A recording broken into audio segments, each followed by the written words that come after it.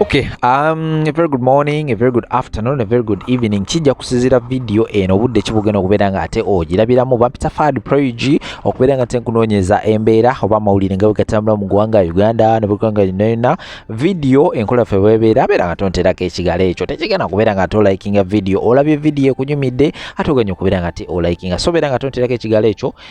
ate omala okubeera nga ate olikinga sharingirako abalala comment section bw'oba olina ka comment ko nako tegagana okubeera nga ate okasula wansi awo ne tubeera nga ate of course tuwuliziganya ku nsonga nga bwe zibeera zitambula ensonga zentuuse nazo nsonga za mukyala Olivia Olutaya nnaku nga 2-3-4-5 emabega nasobola okubeera nga ate mbaako video gyekkolera ey'enjawulo ku mukyala Olivia Olutaya era nakutegeeza nega nti omukyala oyo Olivia Olutaya yagwa mu bintu kakati gwe atasobola kubeera nga ate ogiraba kamere nga ate nkuyitiramuko katinitini ku biki Olivia Olutaya byagwamu munnaye Olivia Olutaya oluvannyuma okubeera nga ate munaye yateebwa n'abeera nga ate actually Olivia Olutaya bamukwata ne banne baba bakwatira wasejjukira bulungi ninga badde bawezezza emyaka 4 bweddu mu kkomera era nga oluvannyuma ennyo bamala ne babeera nga ate bateebwa I think week ewedde so banne bakwate kubo ne babeera nga ate basaidinga n'ekibiina kya NRM ate ye Olivia Olutaya n'agamba ina kubeera nga ate nzirayo ewa mukama wange Robert Kyagulanyi Ssentamu era n'abeera nga ate agenda butereevu naye muganda wange ekintu ekyo kyasanyusa nnyo abantu era nga abantu b'enjawulo basobola okubeera nga ate batandika okubeera nga bamuweereza ssente oluvannyuma lw'omukulembeze Robert Kyagulanyi Ssentamu okubeera nga ate yakola post n'abeera nga ate agiteeka ku mikutu gye egya social media ng'agamba nti tubeere nga ate tuyamba omukyala ono addemu abeere nga ate obulamu butereera ddala so abantu bangi nnyo baava ne babeera nga ate bayamba omukyala ono okubeera nga ate bamuwa obuyambi naye ne nkutegeeza nti waliyo ababedde abagagga abasajja n'abakyala bankuba kyeyo abatayagala kubeera nga ate amannya gaabwe gamanyikwa munaye bakwata ne babeera nga ate bawa Olivia Olutaya ebintu bingi nnyo munono ebimu ku ebyo ebintu byasobola okubeera nga tebawa Olivia Olutaya bamuwa amapoloti bamuwa ssente enkalu bamuwa ebiraalo by'ente ate ne bamuterawo ne option nti waba asobodde okubeera nga ate ebintu ebyo tayagadde kubeera nga abeera nabyo bamuterawo option nti bw'aba asazeewo okugamba nti kagende ebweru ajja kgenda mu nsi yonna gy'awulira gy'ayagala oba Canada oba America ajja kgenda era afuukirewo omutuuze era nga wate obba nga tini nnyo waliwo ekitabo ekyenjawulo kyasobola okubeera nga tekiwandiika ku mukyala ono nga kimulangirira mu bazira ebintu ebyo byongera okubeera nga ate bisitulira ddala omukyala Olivia Olutaya olunaku olwaleero abaddeko ew'omuyimbi King Saha banaye yamuyiridde ssente empya n'enkadde genda kubeera nga tenkuterawo video osobole okubeera nga ate owulira embeera nga bw'etambula sayidi ezo naye nga kirira wasaba mu comment section obeere nga omukyala ono bambi omuyozaayoza sako n'okubeera nga ate omusiima olw'ebyo bye yasobola okubeera nga ate akolera ekibiina kya NUP wena bakugyeyo Olivia Olutaya of course n'obutambi bulala bungi nnyo bwengenda kubeera nga ate nkuzannyira awo video nakutegeeza beera nga ate oginterako ekigalo likinga sharingirako abala subscribinga bw'oba ng'odde tona kubeera nga ate osubscribinga ka notification bell kakoneko kajja kubeera nga ateekaku alatinga buli nabandese video awo kankuteera ensonga zino ate oluvannyuma nkumuna amawulire amalala mangi nnyo temuvaawo abamanja mujja kunsinywa akasente kemalina kukansoke nga Olivia Olutaya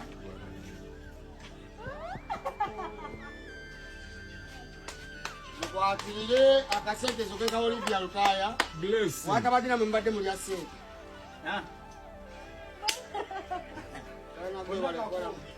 yakwatuli bavuyavu naye gubadde osana kuzimbe Kampala bana hate balina luleguma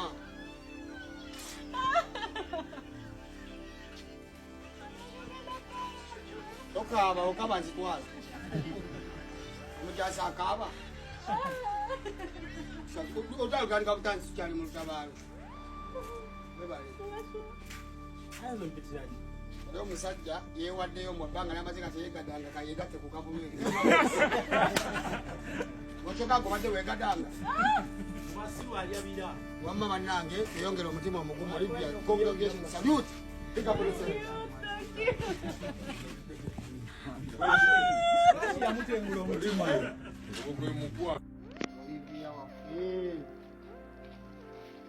Olivia waffe Allah mukunde Allah kunya baleke kyennyanja baleke juisi twokye embuzi tukole ki bannange nsi tugamba onyige fule okuva we banyiga poozi nsonge busonzi imbere nzankikulaba kana kyamamba Allah yebalekukuuma yebalekukuumira ddala olaba Katonda waalinaffe akuumi atujja kuzanga nga bataalimidda oluusi ne balwala oluusi ne bafa oluusi ne bakola ki so Allah mulungi ayongera tukuume atuwe okumanya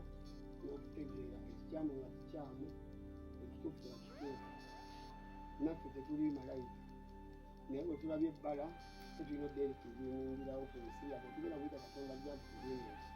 bebalanye bayiddala twagala basitongoledi ayinuledi sita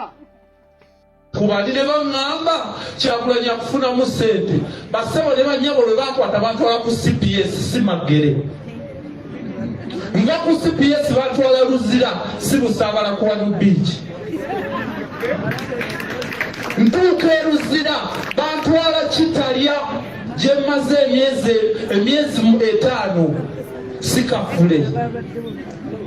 era bwe mbadde eyo nga Museveni ne banne be bakola enteekateeka ezo. Pulezidenti Kitalya yali erina okutereka abasibe 2,000 ssaawa ya leero erina abasibe 3,000. Abasibe bano baana batoye ffe abalina ebirooto ebyenkya batutadde mu makomera flying squad. Museveni yabasuula abaali balina amaanyi kati mugobagana n'ababusimu mutadde abaana b'abendi mu makomera omugotteko guli mu makomera bwekunyumiza ekigaali kye tubadde tusulamu gira omufaliso yikyesatu gutekeko abantu bananga batunudde eri abalala eno kikisatu abavubuka b'enkya bataata b'enkya bali mu makomera balwadde obuwako bakuteeka mu kigaali nga tojja situka genda kufuka ojja kudda ng'ekifo bakitutte n'osiba omusulo wogenda okujjanjaba ne bakudiringa olukusuula emulaga ensigo ne bazitunda mugenda kukoma ddi okubonaabona. Abavubuka be bakwata bannanga ababbi b'obusimu tebalubba kufuna kyakulya gavumenti abantu abo baba bangi omusolo gwe bawa babanja ebyo bye mwasuubiza mututaddeko obulumi obutagenda kuggwa onkutte kwa community news mbadde comedian ontadde mukomera onsibye ne namba 2 wa Jamiru mukulu goyita omuyekera olwoza twasheeraniza ebirowoozo ki olaba kibatadde ku ggwanga mbadde nsula ne Saalimu mu isolation wali namba 2 wa Jamiru mukulu bwe bakwata olw'obuyekera is a comedian alina ekirowoozo nti Museveni ova ku ggwanga lino okakasa wetukeddenga ku makya tunyumiza mboozi ki obulumi bwe mutadde mu ggwanga lyaffe bantu mwenze bantutookanya Saamu ndi musajja Muteeso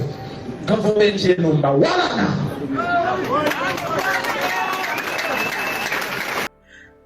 Basweet mikwano kuno kulabula kubanga ekyatuuseewo kiruma kinnyika omutima and I know kituuse ku bantu abamu wennawulidde and I believe kikyatuuka ku bantu bangi wabula situmanyi kyo tekiri oba tekirina magezi oba kirina magezi gwoba oli eyo ng'olina ku magezi agakitangira tubuulireko otherwise tugenda kufa emitima tukutuke tuggwewo fe abalina obusente obutini mmwe abakola mu ssente benjogerako naawe alina bizinesi omuntu ng'ebintu ebyo asobola okubyetaaga n'akulekera ssente listen nabadde ndi ku mulimu gwange gye nkolera wansi sisanga akolera waggulu nga nkubira nze nkolera mu kyalo yakolera mu kibuga nga nkubira nga ngaba mugana wange sooka oleke byonna by'okola ne we kibanga kitaasa bulamu bwo kiveeko dduka nga nziruka misinde nga ngende wa muganda wange nalinyawo nakaboda kumpi naye okusinziira ku ngeri gyayogeddemu nga nninnya misinde kaboda bamutuukako nga ngamba muganda wange banzibye naye ng'okuva 2013-14 tuli mu ssente mu bizinesi eno eya Equity mobile money biki tuli mu ssente ng'ekyamazima tebatubbangako biri awo bitegereka bino ebyobufere nga Mukama atubedde naye neewunyiza muganda gwe yaŋŋambye nti kano banzibye kubanga buli kapya kaliwo tukeegamba kati kano nabadde sinnakawulira nga mugamba muganda wange bakubbye batya naŋŋamba omusajja ze wano naŋŋamba ayagala kusindika emitwalo 67 konza otyo nga mugamba ku Airtel teziwerako wabula ku MTN teziwerako kuba yadde azagala ku MTN wabula ssente zonna ziri kuki ku Airtel konze obera otyanga toyinaako sente kuba mumanyi ng'omuntu abeera konsema ngamba ye obimanyi byazaala zigire eno zidde eno konze nga ngamba omusajja tusiteeke ku Airtel ng'omusajja amugamba Airtel bakyajinga nyongo namugamba ng'ojjayo sente ng'omuganda nga mugamba nedda ezo charges ziba zezimu ko ye kale teekako sente ng'amusomera ennamba y'omuntu gwe yabadde asindikire ya Airtel nga sista nga kwata sente nga azibala bulungi chwa nga aziteeka mu safe nga ziweze nga asindikira omusajja sente nga muwulira amanya nga zigenda ono abatannaba nakugenda ng'omusajja omulala azze nga mugamba nange njagala sente ng'amaliriza okukola kwoli kuba ffe tetupapa when we are in money business toyina kupapa kasitoma alina kupapya mugambe mukwano gendako wali ewalala munange nga sista wange ng'oli amumaliriza ng'agenda kirira nga noonajja ng'amukolako amala okumukolako asuulamu sente agenda okulaba mu gundi kuba tero zijjamu nasiteeka musawo agenda okulaba mu seefu sente tezirimu natinkula nagamba omusajja ampadde sente agenda okutunula mu mbaga ye naye ng'era talinakwata mu mbaga kuba we yamaze okukolako olina asula mu seefu n'agenda n'akola kuwono we ziba nga ziweze mu seefu azijjamu banange nga sente temuli muganda wange nawunga nakwata sente natandika okwebalansinga naye nga sente ezo zifuumuse naye nga kusigaddeko $16,000 gyokka ku 12,5 ngalabako obwo obusente bukka nawunga nasooka natunulawo neyebalansinga nakuba ku simu jasindisako sente nga mugamba omusajja avadde wano muvubuka asindisa sente ku simu yo nti ye mumanya adde alina okunsindikira nti naye ekyamazima tampadde sente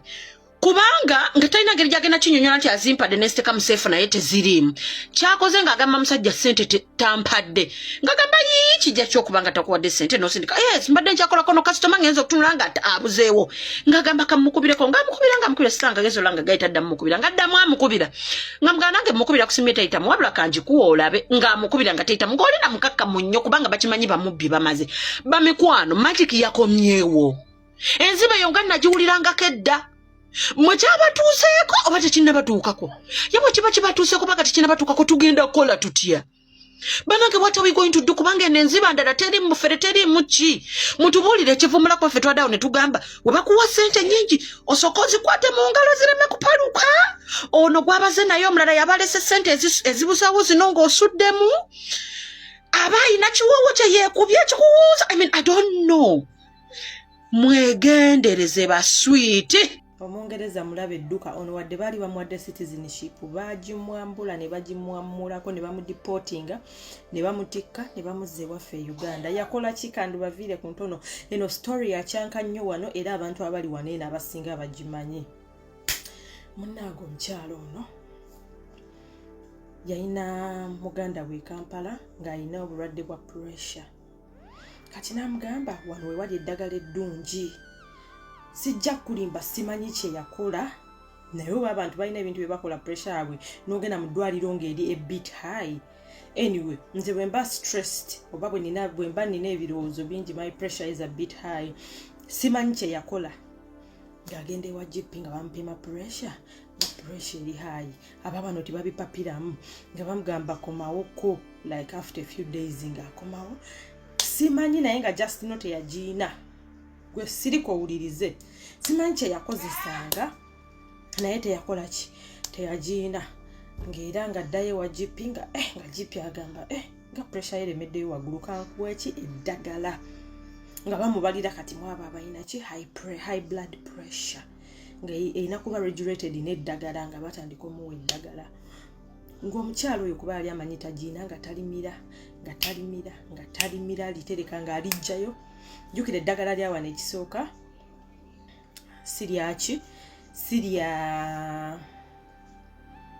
sirya bbeeyi kati nga ffe olaba e Uganda nti nno lino lya 13,000 lino lya 2,200 lino lya 3,000 wano eddagala liri ku ssente zezimu oba ddagala ki oba ddagala ki there is that cap simanyi we bakyogera mu Luganda kale waliwo komo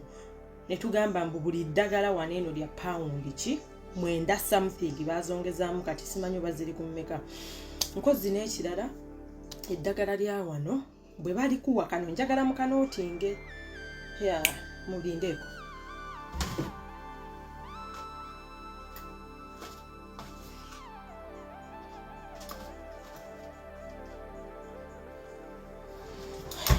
eddagala lya wano bwe balikuwa kati katugeze nga kano ka spray mukalaba sagala laga address yange oba medical biki ebiriko bakuteerako ka sticker kansooke nkegendereze nneme kulaga biriko bakuteerako sticker bweti oba okitegeera eraga lyani erinnya nga buno gamba Nabukeera Shakira ne kubeerako woobeera ennyumba house number ne direction y'okozesa eddagala temwerabira kubeerako buno busitika ku ddagala lino eno obutaba confused kati katugambe ng'abazadde abalina abaana abangi kyovula abateekako busitika so that toba confused nti eddagala lyo lino oliwo ono beewala ezo accidents so omukyalo ono ng'ajjayo eddagala waliwo yatuuka ne time ng'agamba omusawo kale GP nakimanyiira wano tumuyita GP naye nga ye dokita ng'agamba GP eddagala wali mpadde eggulo naye nalyerabidde ku train bambi sisobola difuna ate waneeno abasawo balina ekisanga baddamu bakuweereza eddala kuba nange waneeno bampaako eddagala ly'omwana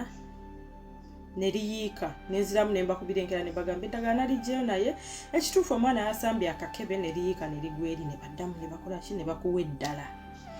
oba otegeera embeera eyo munnange omukyala ng'aliweza kati nganze bwe mundaba wano nga nakati agenda Uganda jjukira nabagambye ngo ntandikwa yalina ki muganda we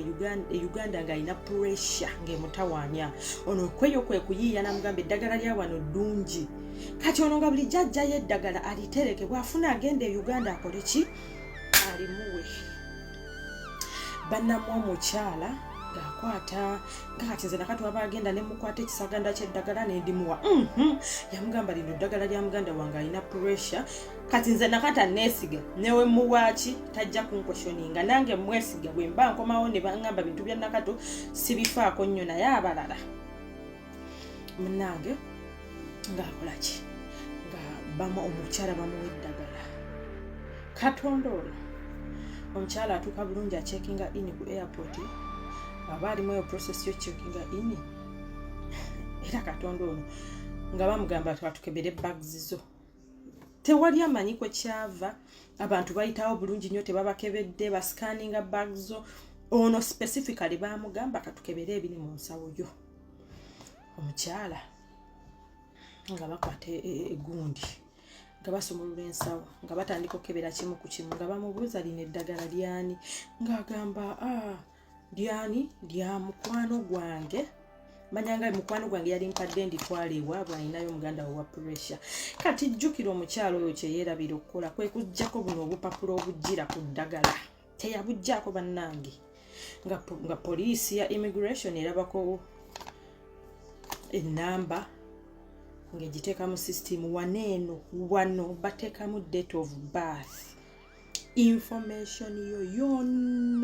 yonna nga bwe njogedde ne yeeyiwa ebintu biri systematic bakubuuza bubuuza wazaalibwa ddi nti omwaka bwe guti date bweti omwezi bwe guti byonna nga byeyiwa jjukira olwedde bibeerako waneeno babikuteerako kantu erinnya lyo date of birth address nga poliisi ebiteekamu ng'ekubira GP surgery eddwaliro ng'erigamba tusanze eddagala bwe liti lyono noono munnange ng'eddagala bakola ki nga bagamba yatukubira weeks eziwedde n'atugamba eddagala lyerabidde ku train ne wayitawo ebbanga ttono era n'atugamba eddagala alyerabidde ku train ate abadde ava wala ne tumuwa eddagala kati poliisi yawano eri tricky ng'ekwata essimu emukubira omukyalo ono yennyini abadde ajjayo eddagala ng'amugamba halo oli bulungi nti ndi bulungi eddagala lyo eryali lyabulira ku train tulifunye bannange ng'omukyala agamba ate yali teryabula eddagala lyali teryabula naliwadde munnange alintwala aliwe sisita nga alina pressure Uganda mukuwaana abazungu bakiyita bubbi bakiyita kwonoona ssente za muwi wa musolo bakiyita obulimba nabagamba abazungu tebamanyi nti omuntu alimba abazungu bamanyi omuntu oyogera ekintu straight forward kituufu bannaye kyakola amawulire wano omukyalo okukakkana oyo eyali bakiyita bubbi ne bamugamba towadde ekitiibwa our British values ebamuggyako citizenship wano e Bungereza banguwa gikumwamulako era n'abalina obutabo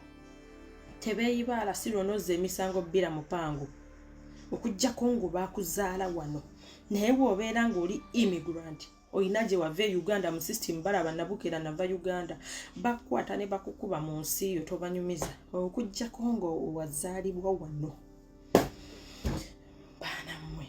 omukyala nga bamuggyako citizenship nga bamutikka kwetokota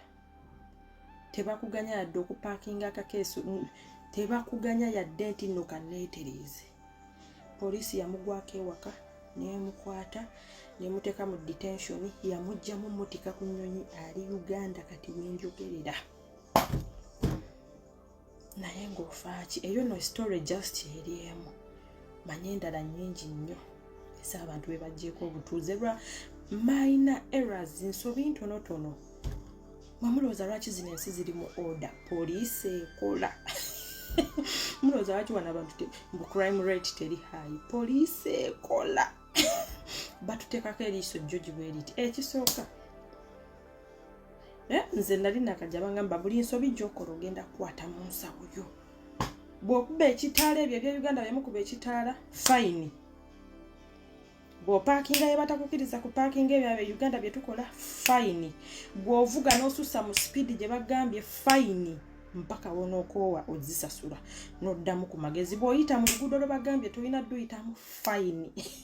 emmotoka ya wano nayo. Abalungi abatuwuliriza era abatulaba olunaku olwaleero tukyaddeko ewa Sheikh Ashraf Dembe. Sebo nsanyuse okubalaba amannya agange Seeka Ashraf Dembe akola ku bizibu by'enjawulo omuntu singa aba alina ebirwadde tumusomereddwa tumuwa amazzi ga lukuya nga bw'obadde ogalaba tugenda abantu ku kyoto ne twokya emizimu emibi egibabaamu n'okulomba edduwa abantu singa abeera ng'ali wano atuuse sobola okumulombera edduwa ne waba atatuuse nga mpadde amannya ge naye ng'ali wala neetaaze ennamba yange yeeno eri 0701763711 nammwe bannyinaffe abali ebweru oyagala okuba nti oyagala okulombera ku dduwa ng'olina ebizibu viza zibuze amaka gakolongotana sente zikola zimpita mu ngalo ojja kumpeereza ekifaananyi kyo n'amannya go ebyo byokka bijja kummala nja kukulombera edduwa ojja kutereera olunaku olusembayo mu mwezi mba n'edduwa eyawamu ffenna n'abalwadde bange abakadde n'abapya. Salaamu alaikum warahmatullahi wabarakatuh.